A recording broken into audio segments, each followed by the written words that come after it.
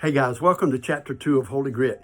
I'm Dean Register, and today we're going to explore the vital importance of forgiveness as it occurred in the life of a man named Joseph. Joseph's story occurs in the book of Genesis, and much of it takes up maybe 13 chapters in the book of Genesis. When Joseph was 17, he went out to check on his brothers one day, and his brothers bound him, threw him in a pit, and sold him.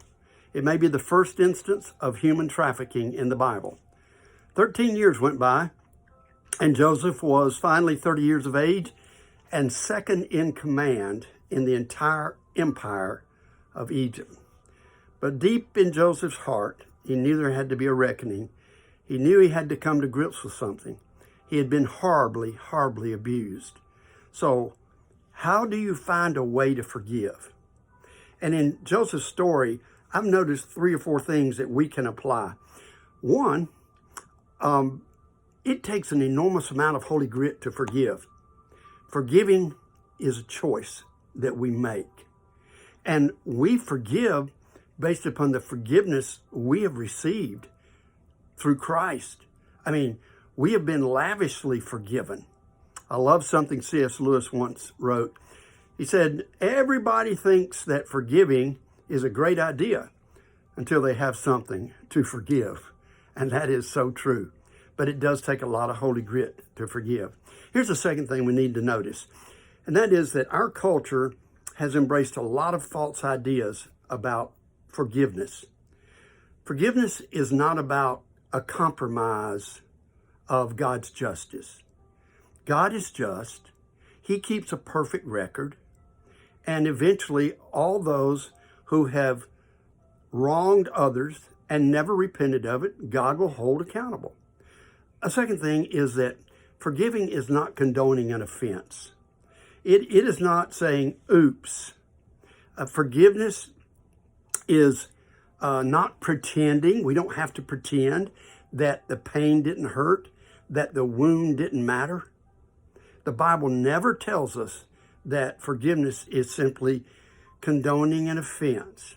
And then there's something else. You've heard it, and I've heard it, and that is when people say, oh, if you haven't forgotten, you haven't forgiven.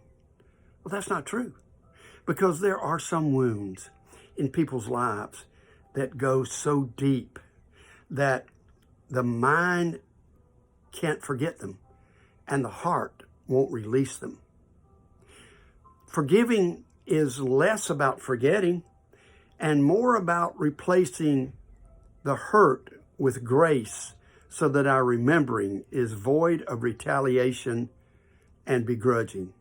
You know, whenever an oil tanker spills, the sludge goes all into the inlets and estuaries. Well, a grudge is sludge in relationships. A grudge suffocates. Forgiveness liberates. A grudge destroys. Forgiveness restores.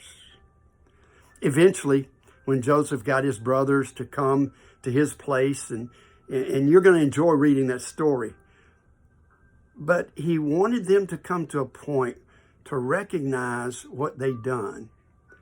And Joseph knew he had to come to a point to release them.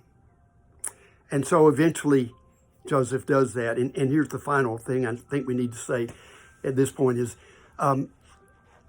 when we see God's purpose in our hardships, then we get a better picture of forgiveness. You see, it's hard to look at all that we've gone through in our lives, especially if some of us have been badly wounded or hurt. It's hard to look at that and say, God, how was your hand in that? But the more we see it filtered through the lens of God's sovereignty, the more we see God's sovereignty directing and transforming all of our hardships. And Joseph finally got to that point where he could say to his brothers, I'm Joseph. He could say, I forgive you. And yeah, he called it what it was. He said, you intended evil toward me. You intended harm, but God used it for good. And it's just a rephrase of that statement in Romans where the Apostle Paul would say that God works all things together for those who are called according to his purpose. And God does work things out for his glory and our good. Hey guys, I pray that if you've got someone you need to forgive, that this chapter will help you come to grips with it. And then if you need to ask someone for forgiveness, do the right thing. Ask them to forgive you. God bless you. Enjoy Joseph and find a way to forgive.